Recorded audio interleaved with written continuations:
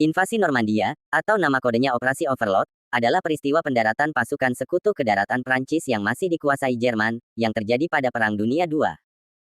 Sebelumnya Jerman telah mengirim salah satu perwiranya, yaitu Erwin Rommel, untuk membangun pertahanan di sepanjang pesisir pantai Eropa Barat atau yang dikenal sebagai Tembok Atlantik Jerman.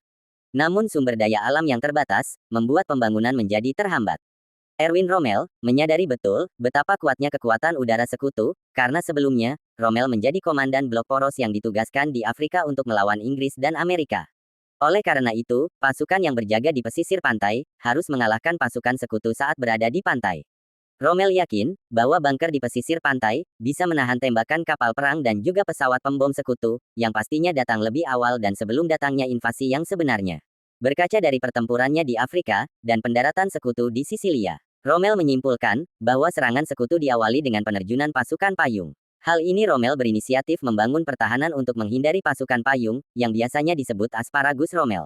Jerman juga mengirim pasukan panzer cadangan ke Prancis, untuk mempertahankan serangan dari sekutu. Pasukan tersebut terdiri dari 9 divisi panzer dan 1 divisi mekanis, yang berkekuatan kurang lebih 1.400 tank dan kendaraan lapis baja. Namun masalah terbesar pertahanan Jerman, adalah perwira-perwiranya, yang dimana Erwin Rommel dan Gerd von Rundstedt memperdebatkan penempatan pasukan panzer. Rommel yang pernah bertempur di Afrika, memutuskan untuk menempatkan panzernya tidak jauh dari pantai, untuk memperkuat pertahanan pesisir. Namun Rundstedt tidak setuju, ia berpendapat bahwa divisi panzer harus diletakkan di wilayah yang fleksibel, seperti di tengah-tengah Prancis, karena pihak Jerman, belum mengetahui pasukan sekutu akan mendarat di mana. Hal itu langsung dibantah oleh Rommel, walaupun maksud Rundstedt baik, tetapi penempatan pasukan menjadi satu seperti itu, membuat tank-tank Jerman menjadi sasaran empuk bagi militer udara sekutu, dan kekuatan udara Jerman tidak sekuat dulu.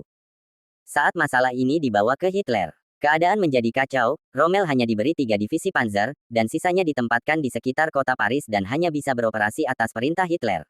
Hal ini membuat Rommel hanya bisa menempatkan 1 divisi panzer di wilayah Normandia. Pada tanggal 5 Juni tahun 1944, seharusnya sekutu sudah melancarkan operasi tersebut, namun cuaca yang buruk, operasi tersebut dibatalkan dan dilaksanakan tanggal 6 Juni tahun 1944. Sekutu yang terdiri dari Amerika, Inggris dan Kanada, yang dipimpin oleh Jenderal Eisenhower, Montgomery dan jenderal-jenderal sekutu lainnya.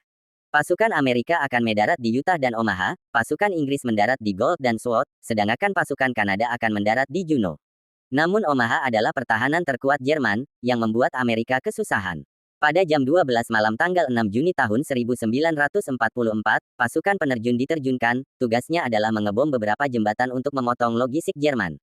Pada pagi harinya sekutu mulai melancarkan invasinya, di Omaha Jerman melawan pasukan Amerika dengan sengit, yang membuat para petinggi militer Amerika berencana untuk mundur. Namun dengan peningkatan moral pasukan, Amerika berhasil menaklukkan Omaha, dan segera menyusul pasukan payung yang datang lebih awal. Setelah menguasai pantai utara Prancis, sekutu melancarkan invasinya ke daratan-daratan Prancis. Hal ini menjadi bencana bagi Hitler dan militer Jerman, karena sudah membuka front barat, dan juga Prancis telah memasok setengah kebutuhan pangan militer Jerman, yang otomatis Jerman telah kehilangan sumber daya alamnya. Hasil dari operasi ini, sekutu memiliki korban yang berjumlah 250.000 korban, dari 2 juta pasukannya. Jerman memiliki korban yang berjumlah 530.000 korban, dari 640.000 pasukannya. Dan total warga sipil yang tewas selama operasi ini adalah mencapai 25.000 hingga 39.000 yang tewas. Perang Dunia II, menjadi bencana terburuk sepanjang sejarah. Tidak hanya tentara yang tewas, namun juga warga sipil. Semua ini terjadi karena ulah manusia itu sendiri, yang memulai konflik dan berujung membunuh sesama. Maka dari itu kita harus menghindari peperangan, karena bisa menghancurkan peradaban manusia dan menggoyahkan kestabilan dunia.